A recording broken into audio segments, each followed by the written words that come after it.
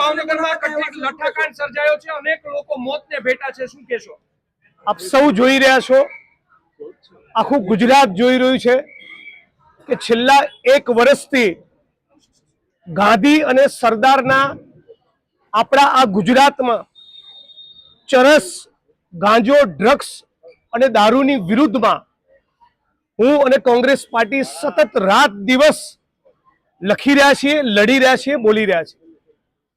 થરાદમાં જ્યારે દારૂના અડ્ડા ઉપર અમે રેડ કરી, ગોગો પેપર પકડ્યા અને મેં એક સ્ટેટમેન્ટ આપ્યું હતું કે જે લોકો ચરસ, ગાંજા, દારૂ અને ડ્રગ્સમાંથી કમાશે એમના પટ્ટા ઉતરી જશે. ત્યારે ગુજરાતના 8 ચોપડી પાસ ગૃહમંત્રીએ જવાબદાર અધિકારીઓની સામે એક્શન લેવાના બદલે, હપ્તાખોરી બંધ કરાવવાના બદલે રાજ્યની પોલીસને મારી વિરુદ્ધ ઉશ્કેરી, બુટલેગરોની સામે એક્શન લેવાના બદલે રાજ્યની પોલીસને મારી વિરુદ્ધ ઉશ્કેરી હતી. આજે એનું જ પરિણામ છે કે ભાવનગરમાં એક આંકડા મુજબ 9 અને બીજા આંકડા મુજબ 11 લોકો આ લઠ્ઠાકાંડનો ભોગ બન્યા છે. 2022-23માં, 23-24માં, 24-25માં અને આ 2026માં દર 1-1.5 વર્ષે લઠ્ઠાકાંડની ઘટના બને છે અને એવરેજ 1 ડઝનથી વધારે ગુજરાતીઓ આપણે ગુમાવીએ છીએ. આના માટે રાજ્યના ગૃહમંત્રી જવાબદાર છે. એ ગુજરાતની જનતાની પરમ કમનસીબી છે કે આવા ઠોઠ, અભણ અને 8 ચોપડી પાસ ગૃહમંત્રી આપણા ગુજરાતના લમણે લખાયા છે. અત્યારે આ બોલી રહ્યો છું ત્યારે પણ આ રાજ્યની સરકાર એવી ગેરંટી આપી શકે કે આજ ભાવનગર શહેર અને ભાવનગર જિલ્લામાં આજે કે ગઈકાલે રાત્રે દારૂ વેચાયો નથી? રાજ્યના ગૃહમંત્રી અને રાજ્યના મુખ્યમંત્રી ભૂપેન્દ્ર પટેલ કહી શકે કે છેલ્લા 72 કલાકમાં એમની વિધાનસભા મજૂરા અને ઘાટલોડિયામાં દારૂ વેચાયો નથી?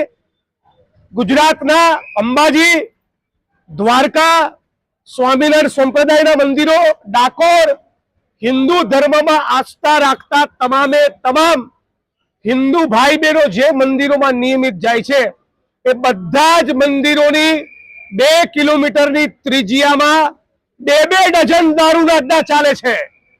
સુરત, વડોદરા, રાજકોટ, અમદાવાદના પોલીસ કમિશનરોના મકાન અને ઓફિસની 2 કિલોમીટરની ત્રિજ્યામાં આજે પણ દારૂના, ચરસના, ગાંજાના બેફામ વેપલા ચાલુ છે.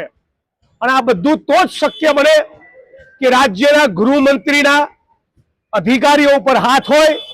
આ તો જ શક્ય બને જો ભારતીય જનતા પાર્ટીની કેબિનેટ અને ગૃહમંત્રી આમાંથી કરોડોની કમાણી કરતા હોય. આ લઠ્ઠાકાંડ એ ગુજરાતની ભાજપ સરકાર માટે શરમથી ડૂબી મરવાનો વિષય હોવો જોઈએ. બીજા રાજ્યના માણસો ગુજરાતમાં આવે, લઠ્ઠો પેદા કરે, મિથેનોલ અને ઇથેનોલની મિલાવટ કરે તો ગુજરાતની બહારના બુટલેગરો અને આવા કારસાને અંજામ આપનારા લોકોને એવી કેવી ખાતરી છે કે ભાવનગર જઈશું, આવા કરીશું, કોઈ અમારો વાળ વાંકો કરવાનું નથી?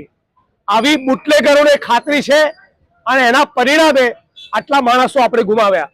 હમણાં જ અમારું કોંગ્રેસ પરિવારનું ડેલિગેશન ડોક્ટરને મળીને આવ્યું. ડોક્ટરે કીધું હજુ 11 દર્દીઓ એડમિટ છે, જે પૈકીના ભાવનગરની સરટી હોસ્પિટલમાં આજે આ ક્ષણે 4 દર્દીઓ જીવન મરણ વચ્ચે ઝોલા ખાઈ રહ્યા છે. 2 પેશન્ટ પ્રાઇવેટમાં જીવન મરણ વચ્ચે ઝોલા ખાઈ રહ્યા છે. ઓલરેડી 9 અથવા 11 લોકો એ કાળનો કોળિયો બની ગયા છે.